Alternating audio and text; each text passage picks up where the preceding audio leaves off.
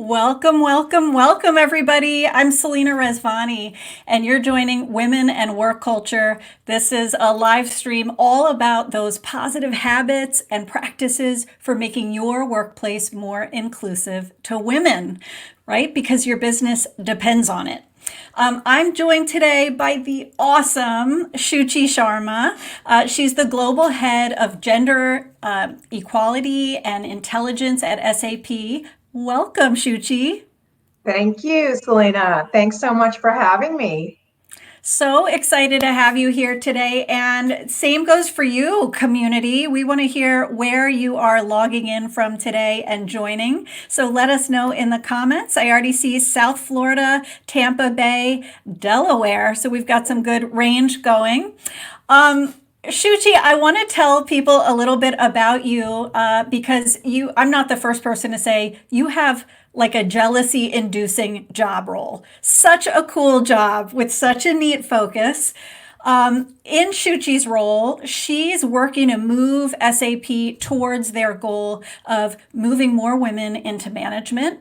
And she works on that at that rate of 1% per year, working on their target from 25% in 2017 to 30% women in management in 2022. So talk about a big, exciting goal. And she's doing that across 100,000 people. Shuchi oversees really neat programs like AMP, Activating Men for Parity, the Women's Professional Growth Series, as well as the Gender Equity Certification called EDGE that SAP is a part of. She's also my good friend. And we had the good luck. I had the good luck of meeting Shuchi a few years ago when we were both guests on a business radio show. And ever since, I have just huge admiration for you and really rely on your read on all things, inclusion. So pumped for our conversation today. And friends who are joining us from Philly, Connecticut, Chevy Chase, Maryland, nice to see you. Send us your questions for Shuchi. Whether it's about her own career journey or it's about some of these great initiatives she's running at SAP, let us know what you're wondering. So, Shuchi, I want to dig into your role with you a little bit. You have worn many different exciting hats, right? You've trained in science, you've been a management consultant, you've been a business technologist. How did you get into gender equality? How did you bring all those together around this passion you have? Well, Selena, that is a big question. I will say that my career has probably been a bit more of a zigzag or finding my way through the labyrinth versus climbing the ladder per se. I started my career in public health and studied public health management and policy after many years in the science area. And what I saw there was all of the inequity that women and children face to access to healthcare, right? This inequity is woven through so many institutions of our society. And that exposure gave me great understanding and appreciation for how entrenched that inequity is in our world today. And so when I moved into the corporate arena, I saw the same bias throughout organizations woven through their processes and systems, and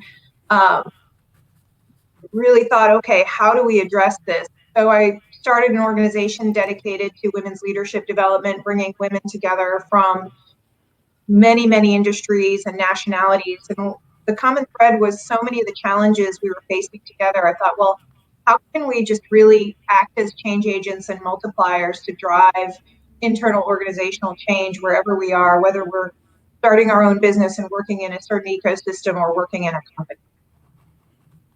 That's awesome. Wow. Add that to the many hats that you've already worn, both the public health lens and the women's leadership one. I know one of the things we both get fired up about, Shuchi, is women and negotiation. That's something we talked about early days. I have to just ask you about your role. Was it kind of out there advertised, or is it something you proposed?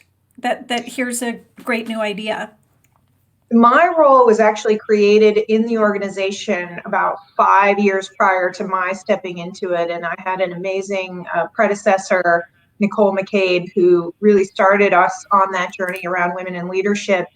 And the opportunity arose when she decided to make a transition as in, however, the role does sit in our global diversity and inclusion office at SAP. And um, the focus, though, remains the same around women in leadership, but has really evolved to look at the entire career journey of an individual and how we can make that more inclusive, underpinned by, how do we look at processes and ensure that we are making them fair for all, removing bias where we can, uh, and driving that strategic transformation through the organization. That's great to know. And I think a lot of people are curious about this because gender equality is not a static thing, right? Do you see your role trending, evolving in a certain direction? I know you just touched on it, but tell us a little bit more about the ways, the directions it's headed. I think the entire space of diversity and inclusion is really evolving in that way, as it should, right? For many years, we focused on diversity because we needed to ensure we increased the diversity in the organization. But as we did, we're thinking, well, how do we maintain that and really leverage all the value from it? And that is to ensure that the diversity is really included in the organization in a way that leverages its full potential. So in my role, I always did look at processes and strategy, um, and the entire culture. And what we have done is really transform the way we look at all the pillars of diversity to focus more on inclusion and looking at it from a more systematic and structural perspective, rather than population, because ultimately you have to build in change for scale and sustainability. And that is, I think, the challenge we as professionals always face. How do we scale what we are trying to change in an organization? And Yeah. how do we make it last? Right. And it makes sense that it's harder to scale when you're operating in more siloed thinking, let's say, when it's this initiative next to this inclusion initiative. So I like the idea of some of those lines dissolving. So we're not tackling inclusion one way for women, one way for another group, but that Exactly. it's coming together. Well, SAP is known for being very progressive, and I think, partly having your role there in the first place shows a lot. I want to hear, some of the ways you are advancing women specifically. I think a lot of people are curious because you all are really on the forefront. We're doing a lot, and I think as we look at the career journey, there's many different aspects to focus on, right? So we're looking at, okay, how do we hire more inclusively? How do we ensure that we're developing our talent intersectionally in the organization? And then how do we ensure that the organization is promoting and progressing those individuals so that we have more equal representation? Um, we're inspired by looking at new ways of working. So looking at models around co-leadership in some geographies, finding more ways to have flexible work models, uh, and then of course, how do we think about inclusion and help our leaders drive inclusion across the organization through their own behaviors, through their models of leadership as well? So that's something we are trying to embed into our organizations and really empower our leaders with those behaviors, whether they be sponsorship behaviors or acts of inclusion, or just how you lead differently in order to ensure that you bring all the voices to the table. I love that. And I especially love that you all are looking at it from kind of the whole life cycle of the employee. not just hiring, not just developing, because as we know, some organizations can do well at one of those things, but they Right. may be faltering somewhere else. So I love that you see it really comprehensively. And I think a lot of us can take note of that as we think about inclusion. You have such a special culture there at SAP. If you had to speak to maybe one element of the culture that's positive for women, that boosts women, what would you say that is? I would say there are several very positive aspects of our culture. We certainly have a ways to go in terms of reaching our targets, but the culture that we have engendered is certainly one of respect, mutual respect, accountability, and also flexibility, which is one of the things I think underpins us being able to ensure that we attract and retain female talent and underrepresented minorities into the organization.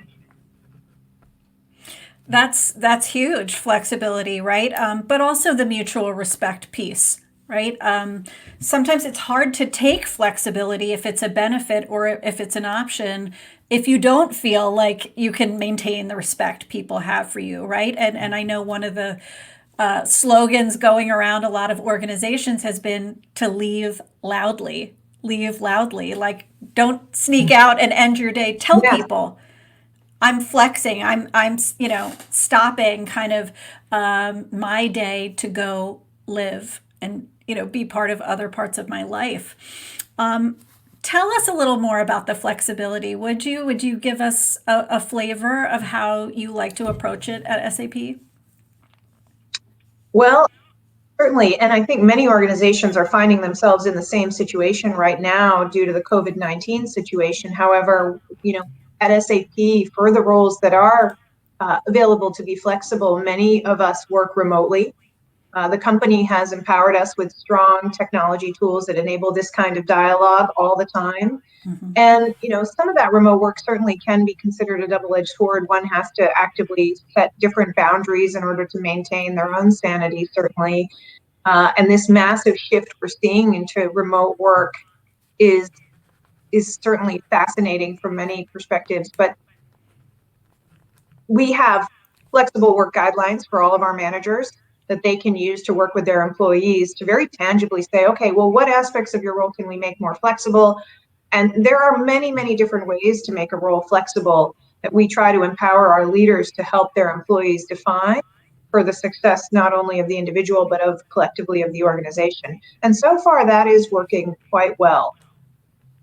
That's awesome. I think a lot of employees would love to be asked, how can I make your work more flexible? That right there just shows, I think, an openness to thinking creatively, to thinking kind of expansively. There's not one way to do this. Lots of people supporting what you're saying, saying they love flexible work models, the idea of not sneaking out the door at 5, but doing Right. so comfortably. You did get a really great question from somebody, which is how you get men on board with reducing gender inequality at SAP. At SAP, we're very fortunate. When we certified with the EDGE organization, we did a survey of all of our employees worldwide. And what we found was that probably about 80, I don't remember the exact figure, but it was mid 80% of our population. So let's just say 84, 85, all felt that gender equity was critical to our um, business advantages. So I'm not finding the right word, but I think I know what I mean here. So Mm-hmm. critical to our compelling ability to be a market player in the space that we serve, our customers we serve. So that alone tells you that there is, a large support for gender equity in the organization. The challenges are that we know that the will is there. Now we have to really make that happen by embedding the principles of inclusion into all the parts of our employee journey and life cycle. How do we work with our suppliers and ecosystem? And then how do we embed it into all aspects of our culture? That's awesome, and I think just very inspiring for those organizations who aren't quite as far along in their thinking. There's two more areas I can add to that, Selena, Yeah. to that specific question, if it's helpful. One is we're working to empower our male leaders. So we have a program called Activating Men for Parity, and Mhm. we lead cohorts of male leaders in dialogue, really about what is privilege, what is unconscious bias, how do we define inclusion and lead more inclusively in our meetings in a virtual setting. And then the second area is paternity leave. We've led a global campaign to increase our paternity leave adoption, and in many cases shift our policies as well to encourage more men to take paternity leave, because what we find is, and what we know in lots of data from our Nordic partners, is that uh, long term, that really removes a lot of the pre-existing beliefs and conditions around entrenched gender roles, which helps long term That's define gender beautiful. equity in the workplace. That's so exciting. And it makes perfect sense, doesn't it? It's kind of the whole ecosystem of a family unit you're talking about, and you're impacting them positively by promoting that paternity leave. At the end of the show, you all will see in the show notes a great article on SAP's website that the road to gender equality is paved with paternity leave. And I love that. It is so provocative. You're getting lots of shout outs and love for that practice. So, Shuchi, we're talking about flexibility in part and the importance of that. I know you have two girls. You have this, you know, really important job at a high performance organization. How do you yourself set boundaries? Well, I'm wondering what my family would answer right now. I will tell you, it is certainly a struggle, right? And I think so many of us are doubly impacted right now in the COVID-19 situation. I know, Selena, you and I were talking about that. The burden of home educating is now falling on women, plus all of our other responsibilities, and we're working at the same time. So I feel like every day brings new challenges, but what I do try to do is ensure that I have some time in the morning to just sort of reset myself. And then dinner time is sacred. And I love the term leaving loudly. One of the ways that I committed to promoting gender equity on my own before I was even in this role was to, leave the workplace if I had a ballet performance to attend or a soccer game I needed to get to, right? Because I was bent on demonstrating that my performance would not suffer if I would still prioritize my family. And I think that those things are important to do and to be pretty loud about and unapologetic about. So I try to, so yeah, try to keep dinner time sacred, and then let my family know that I'm available during different points of the day. Um, and so far, that's okay, but could always be better, right?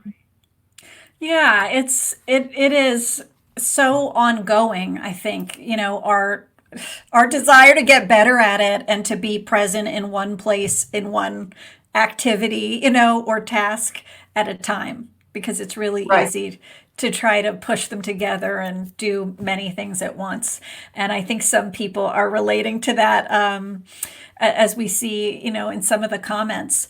And so I want to just encourage those listening based on Shuchi's great piece of advice. I wrote something down. You said, the morning is your time to reset yourself.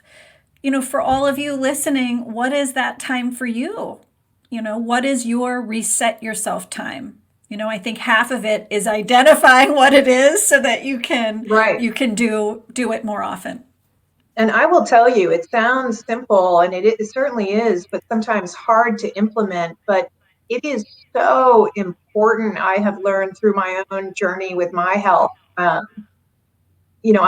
When I first took a global role, I would get up in the morning and immediately move from bed to computer and start working very, very early. And then I would do the same thing after dinner. And that really took a toll after a while. So setting those careful boundaries and then respecting the boundaries of others as well, is always been a solid principle and value for me. But it makes a difference because this is certainly a marathon, not a sprint, right? Yeah, 100%. And you're never kind of finished, right? You're Right. always working on it. Um, I think that's really helpful for all of us to know. I want to ask you about something you touched on earlier that I'm really passionate about and excited about, and frankly, something I wish I saw in more companies. And it's when you talked about co-leadership or job sharing. And I wondered if you could tell us more about that very cool program. So this is a really interesting concept that we're beginning to try out in our offices in Germany. And the way this works is that, for example, Selena, let's say you and I identify a job where we want to co-lead and it's available as a co-leadership model. We can together apply for this job. And then, through all of the aspects of the role that are high fidelity, deliver this role together and split the time, but still coordinate it so that it is seamless delivery and very easy for others to work with us. And we're just starting out on this journey in our organization. It's exciting. I think there's going to be a lot to learn from it. And, every journey starts with a step. So while we are just getting started, I am so excited about the potential that exists ahead because as we experiment with different models of leadership and job sharing and co-work, we are going to learn so much because the workplace is no longer about one single individual being the breadwinner. The workplace is about working families today. And that is what we need to think about going forward.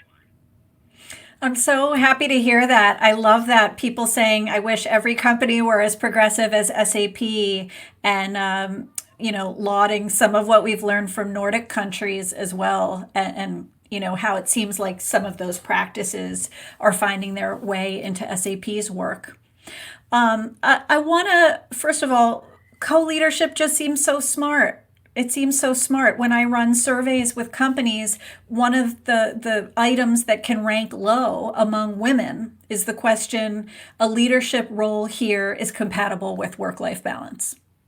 And I love that you're creating a channel, to maybe change some of those opinions for those that hold them. So I love it.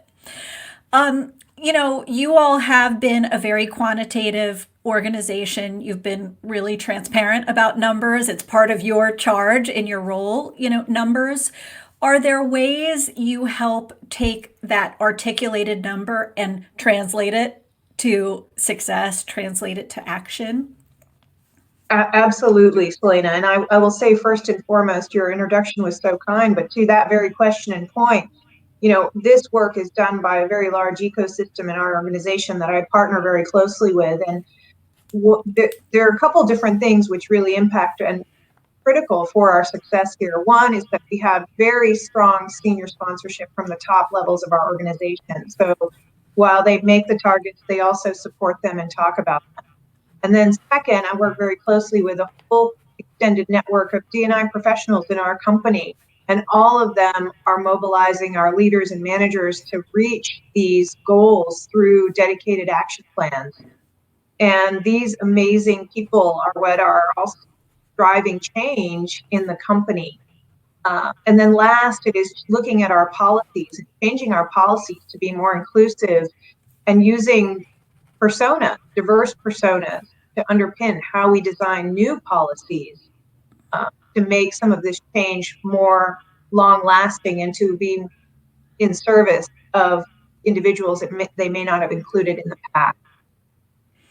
So awesome. I think we're all learning and taking notes here. I love that you're approaching it on multiple levels, from the D&I evangelist in your organization to the very practical action plans, to the vocal leadership. So it makes it clear how, inclusion could really take root when you're working at all those levels.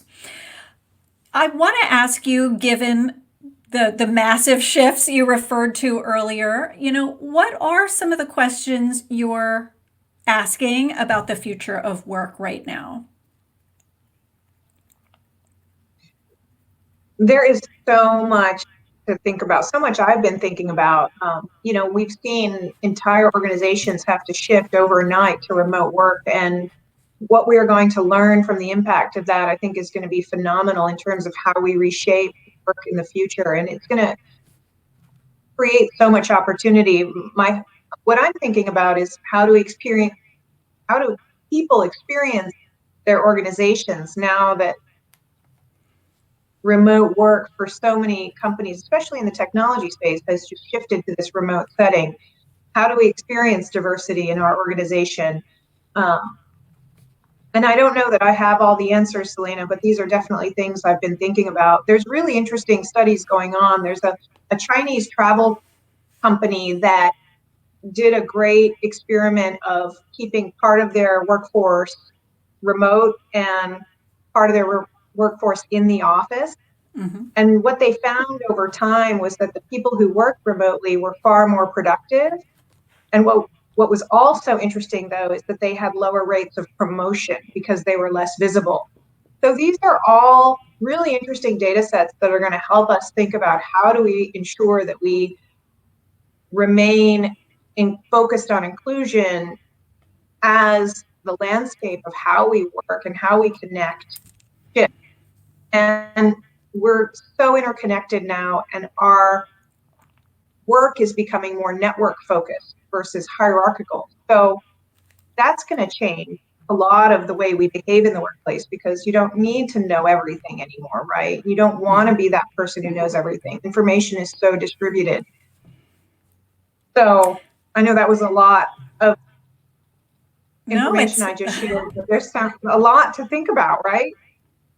it is a lot, and I appreciate you asking those questions. I think questions are enough, sometimes to just get people, sparking new ideas or thinking about the things that we all live with every day, but we kind of stop seeing. We stop noticing. And so it's interesting. We've had some guests on who've talked about the fact that, technology may be allowing them to reach more people with a D&I message. And I myself, I find myself asking the question, could, are there some really positive ways we could leverage technology? In a room where we're all sitting together, we can't always easily measure who's talking the most, right? Or who's Right. not talking, or who's getting talked over or interrupted. And it seems like technology could play a kind of cool role there in making that more visible, maybe more transparent. Absolutely. There's a really interesting organization we're partnering right now called Atypica, or sorry, that was a different one, but Cultivate. And they help us understand how our managers interact with their employees. And are they interacting with our employees equitably given the time they have and where their employees are? So lots of interesting opportunities to leverage technology to advance inclusion in the workplace, for sure. That's awesome. And you're right at the front lines of it. In the last moments we have, I would love to zoom out the lens a little bit, Shuchi, and get you thinking big picture about your legacy and some of the legacy of the work you're doing for working women. What's most important to you when it comes to making an impact? I am so inspired, Selena, by the, what women are able to do when given more access to networks, opportunities, and resources. And, I always am guided by the example of Stand Up to Cancer, where how Katie Couric really, as a female, entered this domain of research and changed how we do medical research by just bringing a different perspective. And I think creating opportunities where women can come into an area where they may not have had access, bring a different lens, and inspire innovation and change is really the lasting legacy of all of us who do this work. And that is what inspires me every day to keep doing this work, is the unlimited potential that I know so many women and underrepresented minorities have to bring to the betterment of our society. That's awesome. Beautifully said. Well, Shuchi, I think it says a lot about you that you've, dedicated this role and your career to gender inclusion and bettering work. And I think it's clear that you're helping those inside SAP, but also with forums like this, you're helping, other organizations do better today than they did yesterday. So thank you for all you do, and being just an awesome champion. You'll see links, everybody, in the show notes to be able to follow Shuchi here on LinkedIn, but also to see some of the great interviews and the great articles on SAP. So look out for those, check them out. And I hope you'll stay in touch with me also. Check out my LinkedIn learning courses so you have the confidence to set those boundaries, right? To leave loudly, as we talked about today. I hope you'll join my newsletter tribe and that you'll follow me here on LinkedIn. Thank you, everybody. Thank you, Shuchi. Stay healthy, stay Thank well. you. Thank you so much for having me, Selena. Always a pleasure to spend time with you. You too. And lead on, everybody.